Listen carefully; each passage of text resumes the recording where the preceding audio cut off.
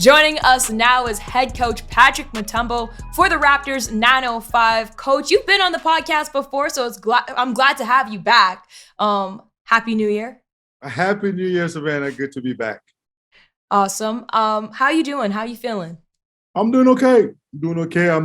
I can't wait to get on the court and coach a game and see our guys perform and just being able to see people on game day and just get all that stuff going again. But I'm good. I'm excited. I'm upbeat.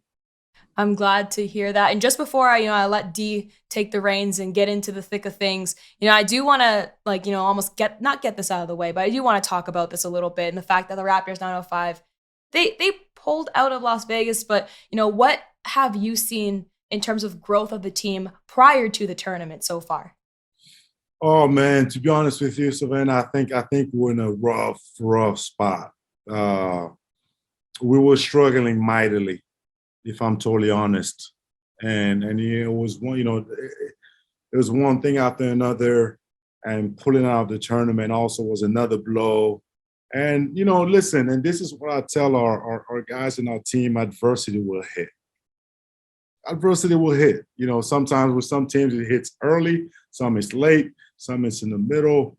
And the biggest thing is, what are you going to do about it? You're going to set up some goals and expectations, and then you're going to get hit. And then you're going to get hit. And that's when things get real. What are you going to do? Are you going to fold or are you going to fight back? And I think it's a great teaching opportunity for us. And if we don't miss this moment of growth, I think we can instill in our guys and all of us a lesson that they can take with them for their entire careers and entire life.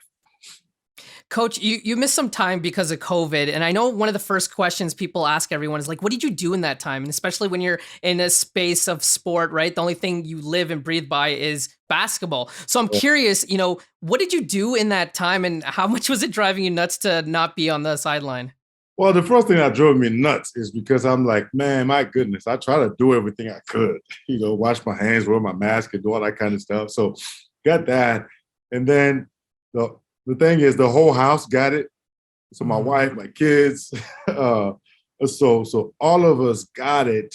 So a lot of it was me trying to survive it, and then making sure my wife was okay, and then making sure the kids were okay. And then once we kind of got past that, and we were still battling a little bit, but we had found a little rhythm. Watched a lot of basketball. Watched our team play. I was in communication with our coaches, our players. Not to the extent where I'm able to just showing my presence, and then I was supportive, and I was watching what was happening. But to say it drove me nuts, no, it didn't, because and especially with the times we're in, man, you coach long enough or you somewhere long enough, probably you're gonna go on timeout too. Yeah. How many head coaches have gone on timeout and then come right back in and we keep it moving. That's just the reality of what we're experiencing right now.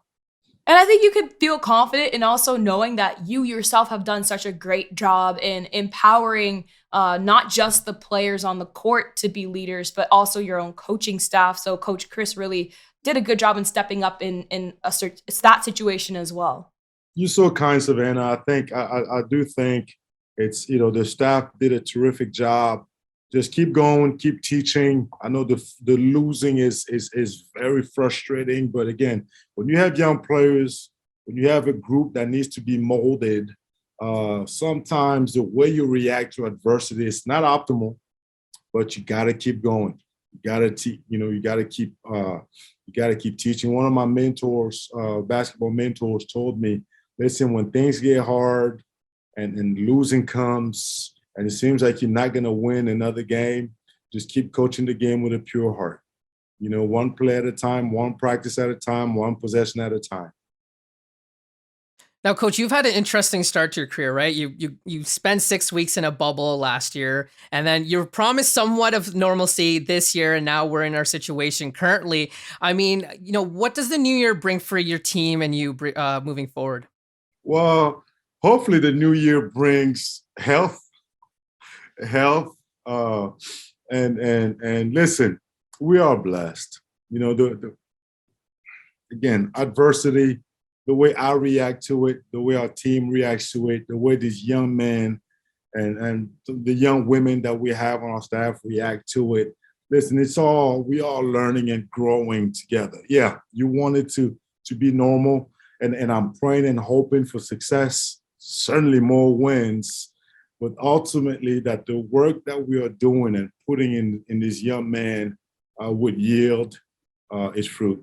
That's my prayer when it comes to basketball for 2022, 2022. Yeah.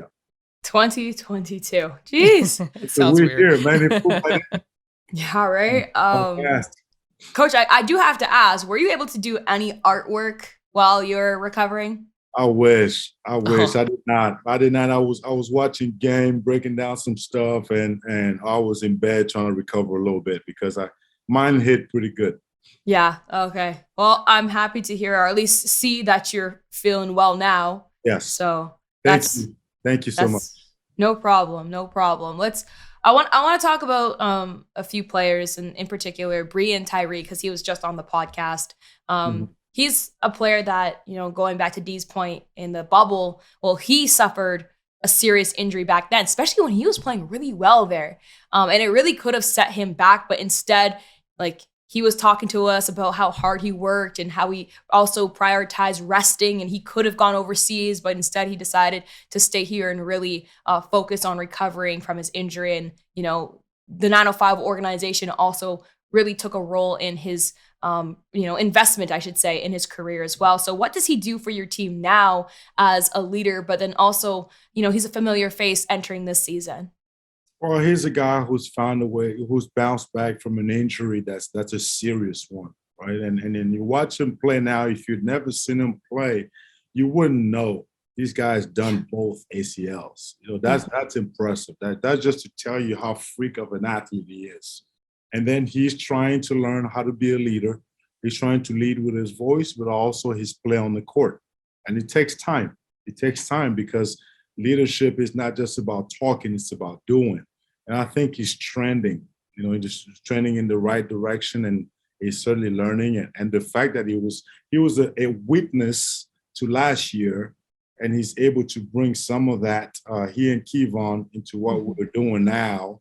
And it's good that they experienced a lot of success with our team last year, and they kind of felt the vibe and the work that took for us to become that good team, and try to instill some of that with this team. It's a completely different team, different year.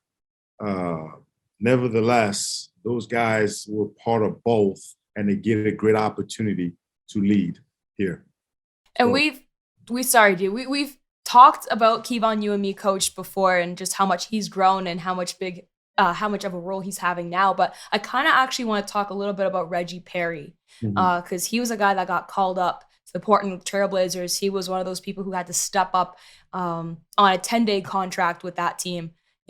Talk to me about, I think it was almost an expected call up, because even prior to the season starting, I remember hearing around, like, just everywhere, media, like teammates, everybody kind of having this impression that if anyone's going to get called up first, it's Reggie. And sure enough, he did.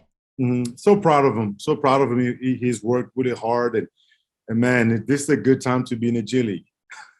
It's a good time to be in the G League. If you're serious enough about your game, you have good character, and you're producing, chances are you'll probably get a chance to get called up and help somebody. And Reggie has done just that, and I hope he sticks. But I'm really proud of the work he's put in, and the call up is great, big time. Was there anything you said to him before he left?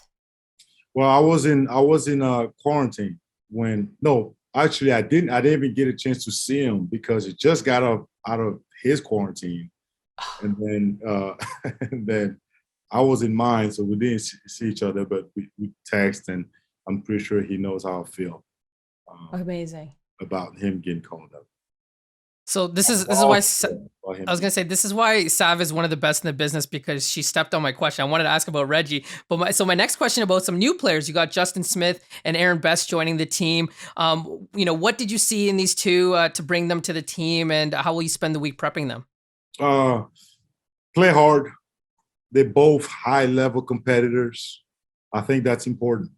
Guys that feel if you throw out there and adversity hits, and I keep saying that, they'll be able to stand up and take a blow and fight back and really they just bring us a great competitive spirit.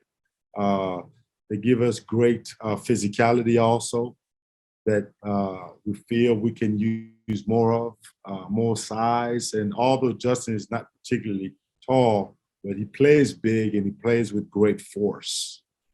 And AB, obviously, his maturity, his speed, his strength, his willingness to defend is going to be really good for us. So right now, we're just getting them acclimated to our plays, and our system, and AB has been around, and Justin is very smart, and he came from a good program, so he's picking up things pretty quickly. But again, all this sounds good until we get on the floor and we actually play and compete and see how we fare. Listen, if you want an outdated scouting report on Aaron Best, I played with him at Ryerson. We played like at the same time there. So I got you, coach. Outdated scouting report. Oh, we got to connect. You got to tell me. You got to tell me. Oh, yeah. And he's a wonderful person. Absolutely. Yeah, that's one thing I'll tell you right now. His character was a standout on the men's basketball team for sure. So you got a good one there. Yes, yes. So, we've talked about the players. Now, I'm curious about yourself, right? There's a reason we have you on the podcast. We want to know how you're doing as well. How difficult is it to coach and manage and the expectations, in a league that's very transient in nature with players coming and going? Well, I put things into perspective. And the way I look at it is we all learning, we all growing. And probably the biggest lesson for me this year was you have to be able to adapt quickly. And that's something that worked with a previous group is not necessarily going to work with the next group. Mm-hmm. And the quicker you realize that, the quicker you adjust, and then the quicker you lead them into what's appropriate for them. One thing I know for having played in the G League, having coached in the G League, before becoming the head coach is one thing is constant in the G League is change, right? So I knew that coming in. And now it's a matter of adapting and adjusting. I think that's what makes people who've coached in the G League stand out a little bit because change doesn't, hey, right before, a couple of days before you found out, hey, you're going to have 5 new players. Now you gotta manage people. You got to manage that situation. You gotta, or your best player may be taken away from you a few hours before the game or a few days before the game or whatnot. You got to manage that. And then there's some of the restrictions now that you're seeing with COVID.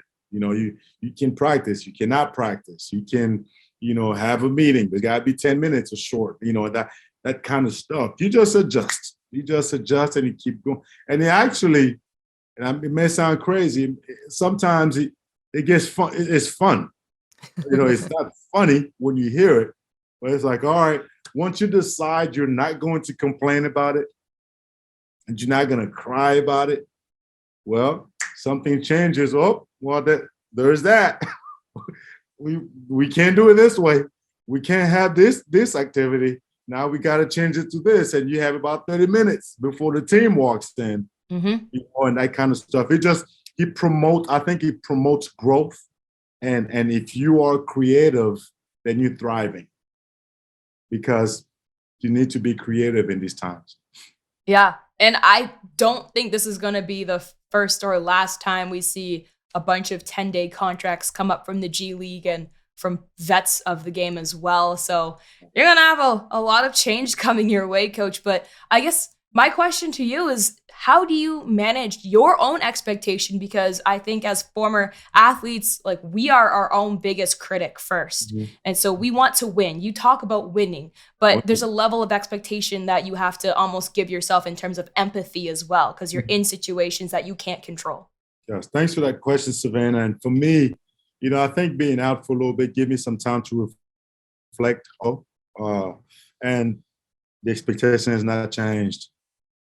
Just win, because I still feel that just win is a mantra, as I believe in, and whether you win or not, when you put forth the effort to win, you Mhm. can't get better. Like like you know, I just don't see a time or circumstances that will ever get me, us, to think uh winning is not the goal. No. I just don't see it. I just don't see it. Yeah. I just don't see it. And as long as that's the goal, uh, there's development in there, there's effort in there, there's adjustment in there, there's recognition of where we are in there, there's self-assessment in there for that very goal. You know what I'm saying? So that's kind of how I'm looking at it. Coach, you're gonna have to, I hope you're ready. I hope you stay ready yourself, because you might have to jump away from the sidelines and suit up on the court if that Let's means winning. go. Let's go. Hey, Savannah, it's gonna be ugly, but hey, give me. Hey, I Just win, think, coach. hey, I think you just win. I think I got about a good 30 seconds in me Just, before I need a sub. I was gonna say, just go in there and I throw a got couple of you. elbows and you'll be good. Exactly. Yeah. Exactly. In talking about players coming and going, going in and out, it's tough for you to sustain some sort of relationship, right? With guys coming and going. I think perfect example is, Justin, Delano, and even Malachi coming in and out of the lineup. When you have guys coming in for a short amount of time, like, how do you approach that relationship? Well, to me, I'm just still authentic. The thing is, I'm fortunate enough that I coach these guys at summer league. So Right. they're accustomed to my voice, they're accustomed to my ways, they're accustomed to our system, which is very similar to what the big club is doing. As far as maintaining relationships, well, we while they're here, we love on them hard, and where they're gone, we're trying to stay connected to them, and they know we care about them. And to me, it's love the ones that you have in front of you, coach them hard, let them know you care for them, and you're trying to take them to their next level. And then, until they leave and you get another batch, you do the same thing with them, whether it's for one day or 3 weeks. You do that. And that's kind of just my mindset with these guys. And listen, relationships to me is about respect. It's about love. As long as we show them that, it can be for a day, it can be for 5 minutes, it can be for an hour. If we can demonstrate those things, the relationships remain and they're usually fruitful. And, I kind of want to skip ahead to the fact that you have a game this upcoming week. But just before we get there, I want to look at the bigger picture for a second. Clean slate. The record is clear. 0-0 for everybody right now. Yeah, you're like, yeah. Yeah, how are you approaching this? Like, what were the lessons learned in that first half of the season that you can now be like, okay, guys, we had that run, that demo. Now we're gonna actually perform. Now we're actually gonna compete at this level. Yeah, yeah. Well, so I would be lying, man, if I'm totally transparent with you guys. The plan was to win. That first one there. We started out pretty good. I felt we should have won. The one we lost there, we could have been easily been 4-0 and feeling good about ourselves. And then boom, we hit. We got into some tough moments, and we never really fully recovered from it. But that being said, we'll be fools if we don't learn from losing, because we lost a great deal and it wasn't fun and it's not fun. So we talked internally about how did we get to that point. I felt we lost our confidence a little bit there. We lost, some of our standards. I felt were compromised, and we had to, self-assessment is a hard thing to do, but it, oh God, so necessary. Mhm. And sometimes we have to tell each other a truth that we don't want to hear, and we were able to have that conversation. But like I always say, it's always nice to talk until you actually have to go and perform. So that's why I'm excited about seeing, after all the talking, all the showing, if we can go out there and perform. And I think we will, because just looking at our guys, one thing I do like about our locker room is that nobody ever accepted losing as the norm. And that's a good sign. And then everybody is anxious to get into I'm using for lack of a better word, but everybody can't wait to get into the winning ways again. And listen, that doesn't guarantee that you will win. Doesn't guarantee that we will win. But I know one thing though, it will guarantee that our desire to win will show and will be evident to all watching. And then from there, we'll try to just win. Now, Coach, this is my first interaction with you, and I've been able to see you from the sidelines as a game day host. And one thing I love about you is how we doing? How's the first interaction? How we doing? This is wonderful because you've met all the expectations I would have had for you. I don't know about Sav's. Sav's bar is maybe a little bit higher than mine. But one thing I can say is you dress well, so I got to compliment you on that. Oh, thank you. Thank you. And the second thing is, you seem like you're a real role model, and I got to imagine there's a lot of people probably listen to this podcast want to get into basketball, or a lot of aspiring coaches. I guess for a coach that maybe is at the high school or the college level, what advice would you give to them if they're looking for a career in the NBA, in the G League, as they develop? Oh, do you really want that? That's the first thing you gotta ask yourself. Hey, coach, do you really want that? How badly do you want it? I had a friend who very smart, very accomplished. He's in Europe, was doing work with their prime minister. Okay, and then he sends me this email talking about, well, I want to quit my job and I want to coach. And then he gave me all these reasons as to why he wanted to do it. You know what my answer was? Don't do it? Yes. That's it? It was, don't do it. Don't do it. Don't do it. So, but for those who are already in the profession, I'll say this. Coaches are stewards. We are stewards of talent, of people, of lives. I mean, think about it. A lot of people are put to our care, under our care. Mm-hmm. It's the responsibility to lead. It's something that weighs heavy on you in a good way, right? Keep that in mind. With that in mind is our players will reflect what we are and what we're not. Mm. They become an extension of you. It's like a parent. It really is. Hey, that's a hard thing now. That's a hard thing, So because of that fact, we got to do everything we can to equip them and help them get to a place they can't get to on their own. And when you're able to do it at a high level, somebody will notice you, and the fruit will show. Do that, and then somebody will want you at the pros. Somebody will want you wherever you want to go. Opportunities will come.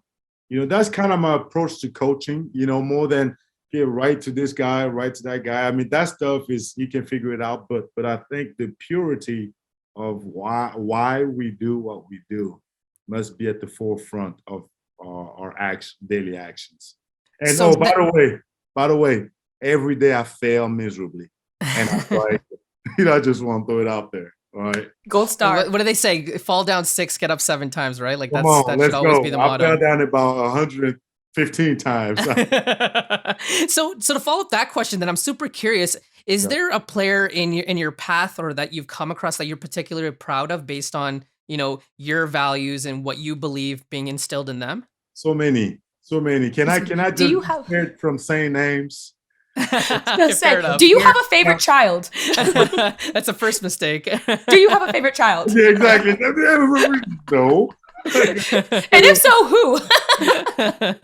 Players who have gotten married out of the, who decided to get married as a result of long conversations together, from players who decided to embark into a business venture, from players who decided to change their way of life, because we were able to spend time together, from players who became better basketball players because we taught them better and we taught them more. And gosh, and that's where selfishly this becomes fulfilling and addictive, because you're almost on the prowl for, man, who can I positively impact?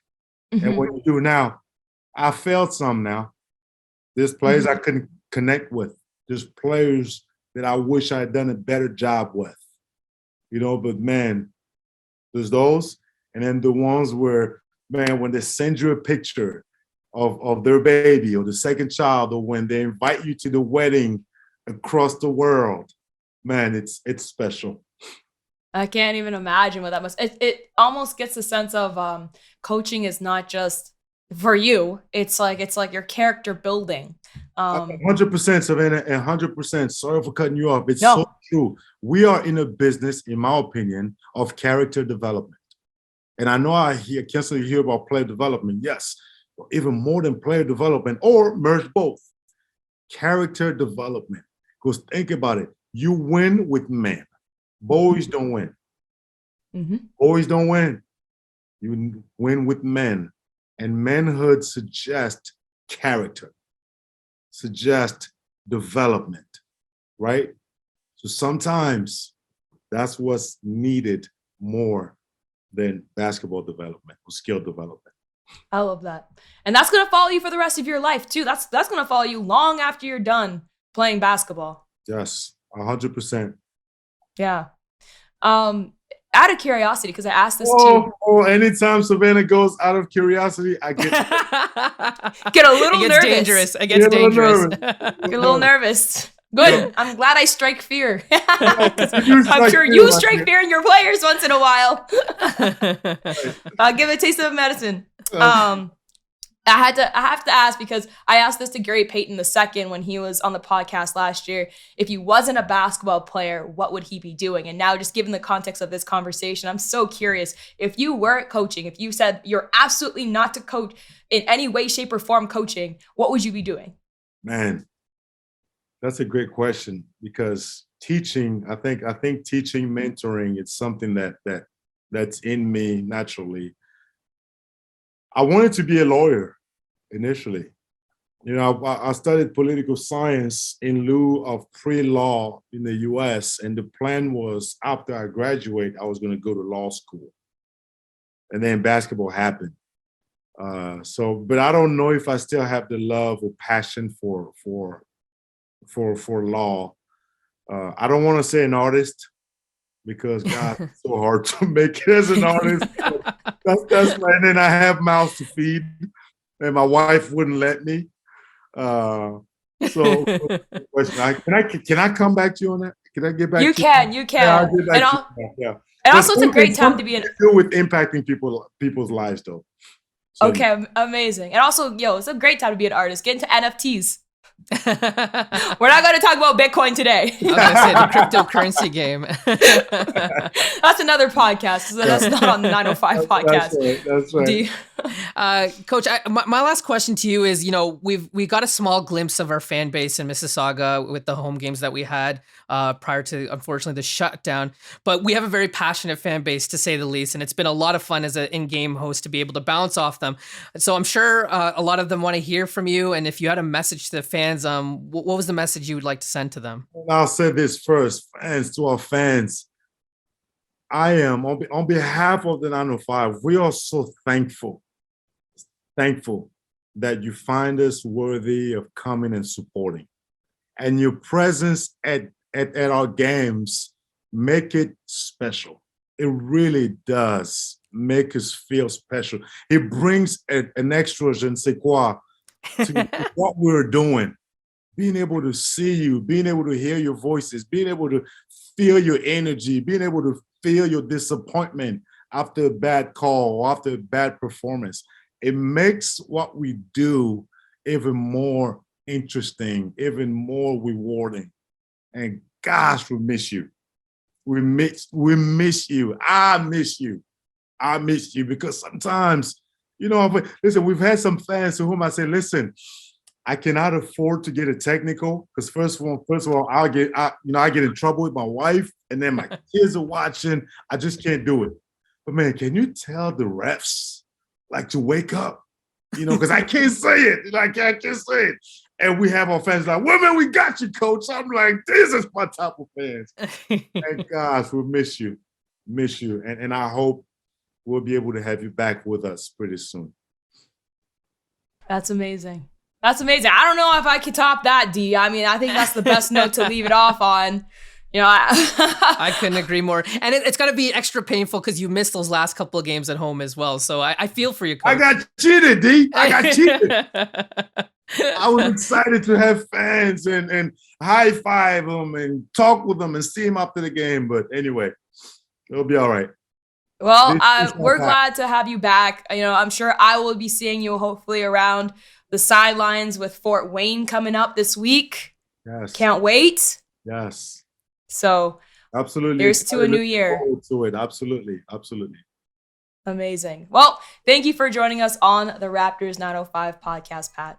Guys, thank you for having me. As always, such a privilege and a great joy to spend time with you guys. Thank you.